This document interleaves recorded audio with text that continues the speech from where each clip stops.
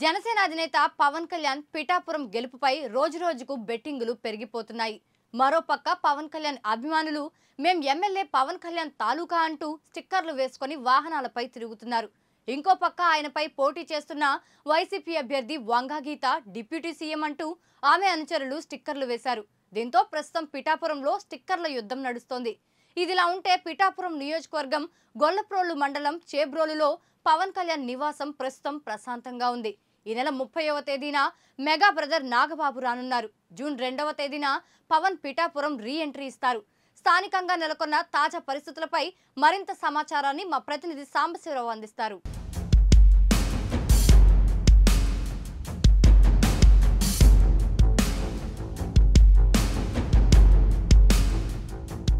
జనసేన అధినేత పవన్ కళ్యాణ్ పిఠాపురం నియోజకవర్గం నుంచి పోటీ చేయడం జరిగింది.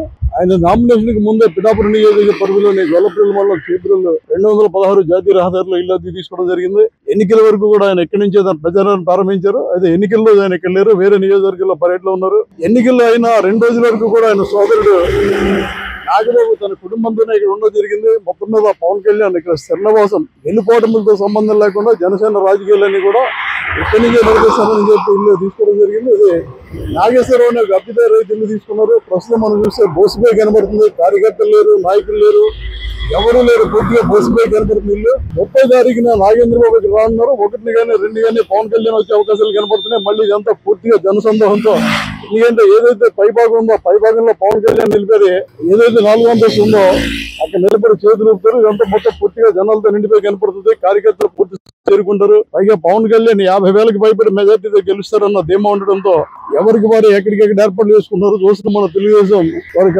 కార్లు కూడా ఇక్కడ కనపడుతున్నాయి. అప్పుడప్పుడు వచ్చి ఇక్కడ రాజకీయ వ్యవహారాలు చక్కబెట్టుకుని వెళ్తున్నారు. పవన్ కళ్యాణ్ ఖచ్చితంగా గెలుస్తారన్న ధీమా ఉంది. దీనికి తోడు పవన్ కళ్యాణ్ ఏదైతే పార్టీ సింబల్ ఉందో ఆ సింబల్ వేసి, అంటే గాజు గ్లాస్ గుర్తు కాకుండా ముందు నుంచి పవన్ కళ్యాణ్ షార్ట్ ఏదో గుర్తు పెట్టాడు. ఆ గుర్తు పెట్టి పిఠాపురం కాబోయే ఎమ్మెల్యే అని చెప్పి చాలా మంది స్టిక్కర్లు వేసుకున్నారు. అది చూసి వంగా గీత అనుచరులు కాబోయే ఉప ముఖ్యమంత్రి వంగా గీతని వారు కూడా కార్లకు స్టిక్కర్లు వేసుకున్నారు. పిఠాపురం రాజకీయంలో స్టిక్కర్ వారు జరుగుతుంది. దీనికి మనం స్టిక్కర్లు చూడొచ్చు, అర్థమవుతుంది. మొత్తం మీద పవన్ కళ్యాణ్ రాజకీయ ప్రస్థానానికి చేబ్రోలు జాతీయ రహదారిలో ఉన్న నాగేశ్వరం అభ్యుదయ రైతు ఇల్లు మూల ప్రస్థానంగా మారింది. ఇక్కడ నుంచి పవన్ కళ్యాణ్ ఇక్కడి నుంచి రాజకీయాలు నిర్వహిస్తారు.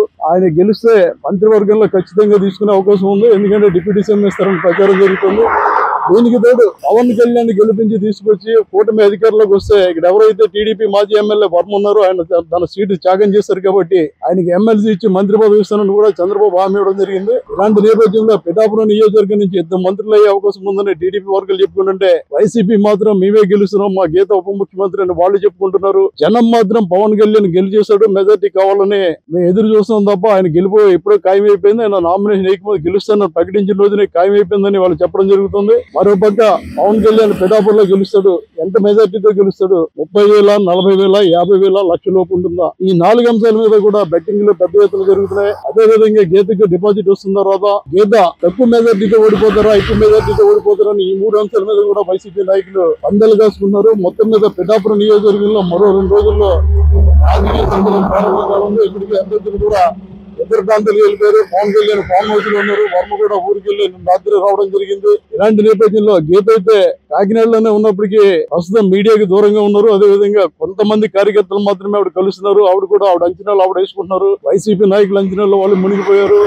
ఐపీఎల్ గెలుస్తుందని చెప్తుంది. ఏదైతే రాబిన్ శర్మ టీం ఉందో టీడీపీ వాళ్ళు టీడీపీ గెలుస్తుందని చెప్తుంది. కూటమి గెలుస్తుందా, వైసీపీ గెలుస్తుందా అన్న నేపథ్యంలో పిఠాపురంలో తిరిగి 1వ తేదీ నుంచి పూర్తి స్థాయిలో ఇక్కడి నుంచే మనం ఏదైతే ప్రాంతంలో నిలబడి ఇల్లు చూపిస్తున్నామో ఇక్కడి నుంచే రాజకీయ ప్రస్థానం ప్రారంభం కానుంది. 30వ తారీఖున నాగబాబు వస్తారని చెప్పి ఏదైతే కాకినాడ ఎలక్షన్ కమిటీ తుని ఇన్ఛార్జిగా పనిచేసిన దేవ్ మధువీరే చెప్పడం జరిగింది. నాగబాబు గారితో కూడా మాట్లాడడం జరిగింది. ఇలాంటి నేపథ్యంలో మరోసారి పిఠాపురం కేంద్ర బిందుగా 1వ తేదీ నుంచి 4వ తేదీ కౌంటింగ్ పూర్తయ్యే వరకు కూడా ఒక విధమైన రాజకీయం, 4వ తేదీ సాయంత్రం కౌంటింగ్ పూర్తయిన తర్వాత మరో విధమైన రాజకీయం జరగనుంది. డాక్టర్ సూర్య.